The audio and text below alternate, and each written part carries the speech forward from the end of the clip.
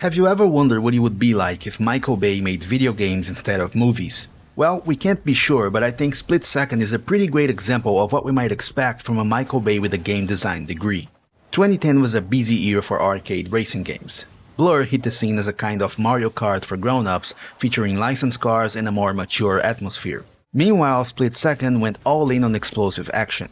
Instead of traditional power-ups, Split Second features tracks packed with explosive traps, ready to be triggered and take out opponents, open up shortcuts, and even alter the course layout mid-race. Split Second is one of those games that grabs your attention instantly. Just a few minutes of gameplay footage is all it takes to draw you in.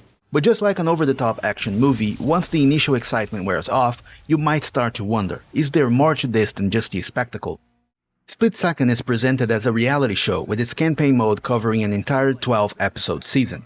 Each episode begins with a teaser and an intro video, setting the stage for 6 events that function as individual chapters. 4 of these events are available as soon as you unlock the episode, while a bonus event must be unlocked by wrecking a certain number of opponents. Each episode ends with an elite race, where you must place in the top 3 to move on to the next episode. The TV show framing gives the game a perfect excuse for its over-the-top events. The game doesn't have to explain why everything is blowing up all the time, and that's for the best. There is no backstory, no open world, the setup justifies the chaos. You select an event and it's action time. Novelty aside, the campaign still follows a familiar structure. Earn credits based on race performance to unlock new cars and elite events. What's really unique about Split Second is how it approaches combat during races.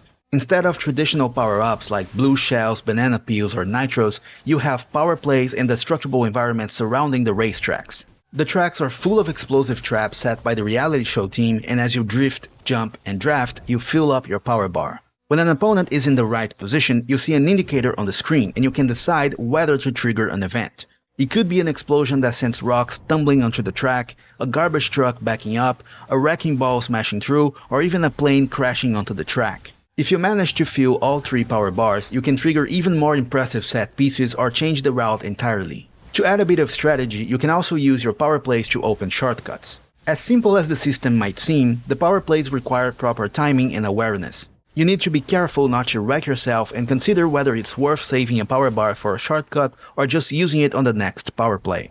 To fuel up your power bar, you need to draft, jump, and most often drift, making the driving mechanics heavily focused on drifting just as you'd expect from kart-style racing games. In Split Second though, the cars feel a bit heavy and drifting isn't all that satisfying.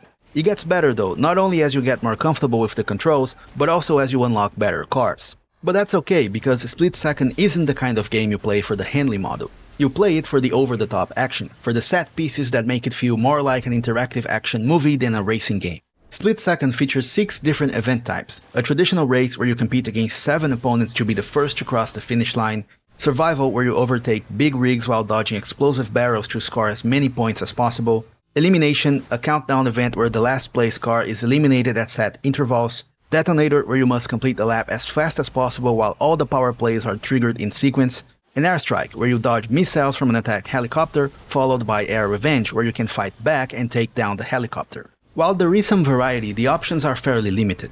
By the 2nd or 3rd episode, you have experienced pretty much all the event types, with only air revenge being introduced later on.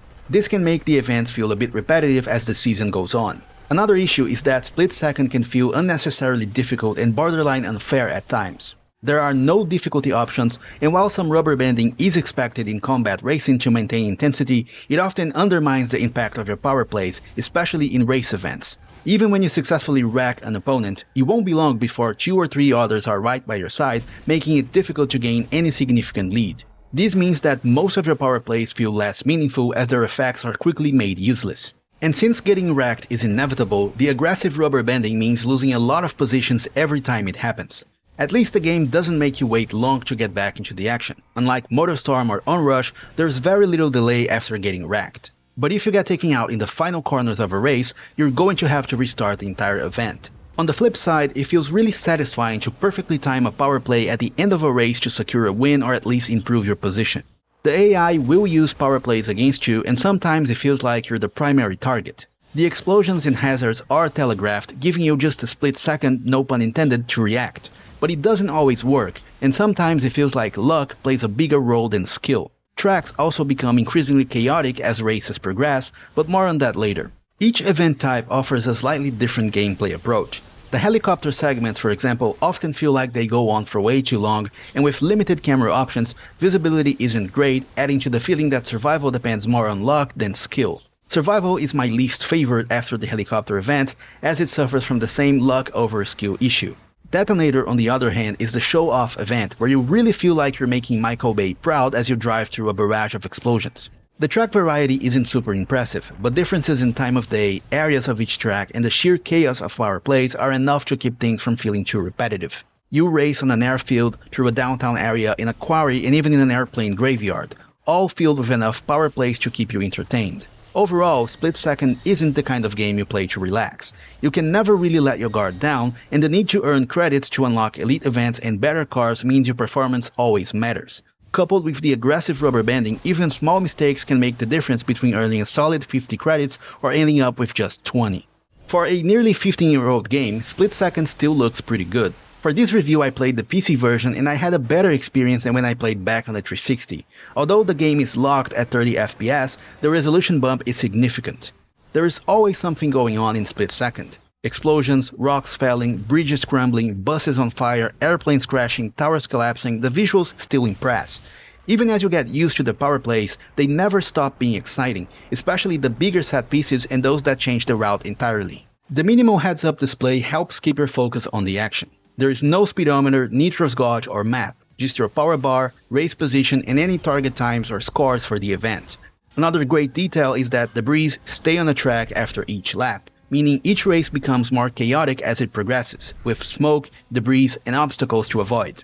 Before you get too excited though, I need to mention a few issues with the PC version. Aside from the 30 FPS lock, which didn't bother me as much as I thought it would, there are some serious problems. The game doesn't play nice with modern controllers. I had to use the DS for Windows app to get my DualSense recognized as an Xbox 360 controller.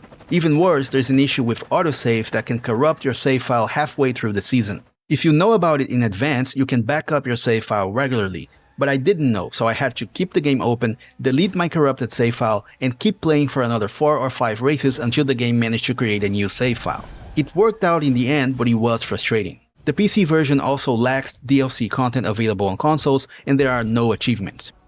Split Second uses fictional cars rather than licensed ones, and while their designs are fine, they don't carry the same weight as the real-life names in games like Blur or Need for Speed. Unlocking a car named Rakeback Coyote just isn't as exciting as getting a McLaren F1 or a Ferrari Enzo, but I still wanted to unlock them nonetheless. There are 4 fictional car brands: Rakeback, Cobretti, Henso, and Elite, each with clear inspirations.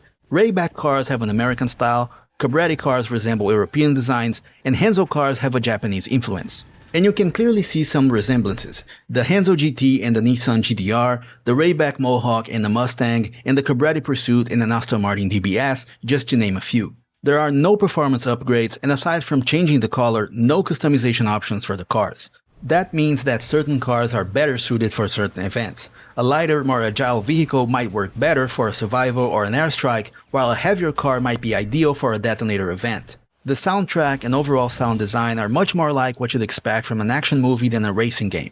There aren't any licensed songs from famous artists, and the sound is focused on highlighting the crashes, explosions, and tire squeals rather than engine noises. It does a great job of enhancing the action, but I wanted a bit more emphasis on the cars.